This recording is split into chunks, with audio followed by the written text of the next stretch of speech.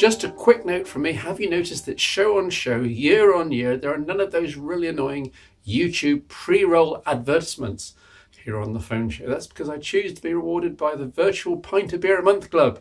People who love the Phone Show, love the Phone Show Chat audio podcast every week.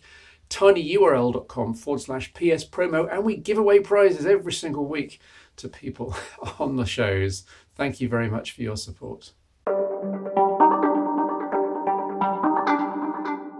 This is it, the beast. I was there for the very first production Razer Phone's arrival, and I reported my impressions of this in Phone Show 323, but the phone wasn't ready for the prime time then. The display was horribly dim, the speakers too shrill, the camera savagely underwhelming. Fast forward 2 months, this is the updated, fixed-up Razer Phone. The display is now absolutely fine, the speakers have been better tuned, of which more in a moment. The camera now works up to its specification and much more. In other words, it's time to review it properly. I think the Razer Phone is the biggest phone I've ever reviewed, at almost 160 millimeters high and around 200 grams in weight. It's certainly the highest specified, with 8 gigabytes of RAM to give the Snapdragon 835 room to breathe, and with a 120 Hz 5.7-inch QHD LED display. And yes, it's also the loudest phone in the world right now, with more decibels than my beloved Marshall London, albeit not quite the same fidelity. Anyway, cover your ears. Here we go. Full volume on the Razer Phone.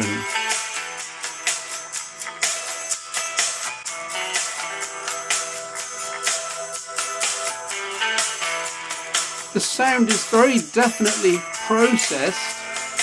It's Dolby Atmos again, as on my other favourite, the Axon 7 from ZTE, and it's used to make the high frequencies sing, but there's not really enough low-end bass for my liking personally. Still, it's a phone after all, and it's also the loudest there is at the moment, so a big thumbs up overall. Quite a sales pitch then overall, though you do have to be able to handle the sheer size, of course. Also the styling, which is quite literally a slab of aluminium, no real curves to speak of, just cold, hard, squarish metal. The target market here is gamers, with optimizations here for landscape use held in both hands, and even the speakers are offset so that an identical grip on both sides of the screen won't block both speakers. There are now over 30 games which work at the full 120 Hz refresh rate, apparently, though I've tried several and I don't think I can necessarily tell the difference. However, I can tell the difference as the refresh rate of the Android UI itself is increased. Now, most phones run at 60 Hz or so as you swipe up and down pages of content or settings, you can see blur and flickering imperceptibly, but it's there.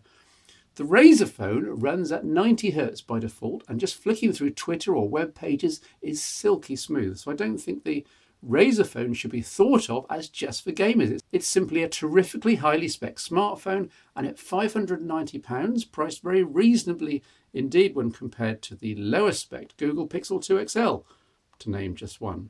You can be quite precise in what games run at what resolution and what speed too. Razer's only real addition to the stock Android application set is this Game Booster, which lets you set the handset's performance on a per game level. Oh, and a theme store, mainly stocked with game-specific content, but there's plenty else attractive too. The very latest firmware also includes a special Netflix HDR application for the Razer, i.e. in the ROM. It's slightly odd not seeing this in the Play Store. The Razer's chassis is very solid, aluminium everything apart from the plastic speaker grills and aerials wrapped around the back here. Even the domed volume keys on the side here are metal. There's no official IP rating, so don't expect waterproofing. Perhaps the large speakers would have lost their clarity with an extra membrane. USB Type-C is down the bottom, and that's about it in terms of ports. It's Quick Charge 4 Plus, mind you, accepting 24 watts, i.e. 12 volts at 2 amp, filling the huge 4,000 milliampere battery in just over an hour. Wow.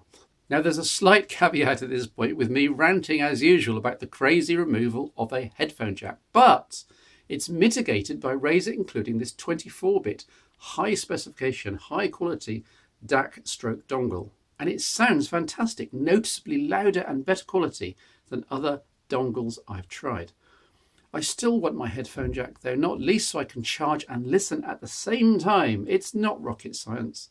On the right hand side is a power button mounted fingerprint sensor, an idea I for one applaud. I like the idea and it's very natural. My only small criticism is that it's so flush my thumb can't find it blind. Couldn't this have been raised by 0.5 millimetre?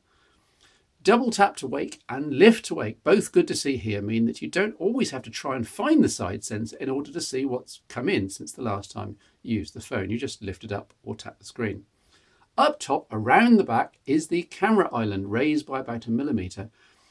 I should say up front that imaging is not the Razer's strong point. There are no frills at all other than the presence of a 2x zoom lens that you can switch to with an on-screen tap. Moving through the zoom levels is smooth and seamless, so Razer did a good job here. Both cameras are 12 megapixel, one f/1.8 and one f/2.6, both with simple phase detection autofocus, and that's your lot. No portrait, no OIS, no laser focus. The Razer phone's output is very good and the zoom does work well, so don't despair, but results do get noisy and grainy quite fast once the sun goes down. Still, no one's buying this computing monster for its cameras. Video capture is up to 4K and with nice stereo soundtrack, but again there's no stabilization, at least not yet. Updates to Razer camera are coming in regularly though, and I get the feel that extra features will be coming. The OS is currently Android 7.1.1, but Oreo has been teased as imminent, and Razer is most definitely committed to bringing Android 8 to this flagship phone. There's not much Razer's had to do to tweak at the UI level, since the interface here is just Nova Launcher Prime, fully licensed on top of 99% stock Android. The last 1% is settings to do with the screen refresh rate and resolution, plus the Dolby Atmos toggles for the various processing modes. Internal storage is 64GB, but there is microSD expansion, which should be enough for most people. Battery life is excellent in my test. The screen refresh system also allows the screen to underclock to as low as 20 Hz when needed. There are plenty of tricks that are used here to keep power requirements within reason. I found I preferred screen brightness cranked right up, mind you, but that might just be me being used to AMOLED glory on other phones.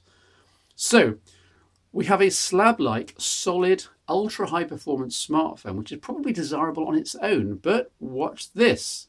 Has slotted into the Project Linda shell and it turns into an Android laptop. Oh, come on, now you're kidding. Well, only a little. Razer showed Project Linda off at CES 2018 as a working concept, but interest was enormous, and I'm not surprised. It also suddenly throws some of the Razer phone's design decisions into context. The lack of headphone jack, well, there's no digital out into the Linda shell. The flush fingerprint sensor is because this forms the flush authentication on the front edge when docked, and so on. Yes, there's a lot of work to do in the software department to get the whole phone as trackpad for laptop display thing working. Hey, they should have used Windows 10 Mobile. I'm only half joking here. But I can absolutely see this being released. At UK prices, let's say the Razer Phone 2 in autumn 2018 and Project Linda laptop dock sold together as a pair for $999 including VAT, that would most definitely work, in the geek community anyway. I was underwhelmed by the Razer Phone last year, but updates have definitely improved it, and it's now recommendable as the highest spec Android phone you can buy, and arguably it's £300 less than the very top end Android prices. If your smartphone lust is for the biggest and fastest and loudest and most future-proof, then look no further.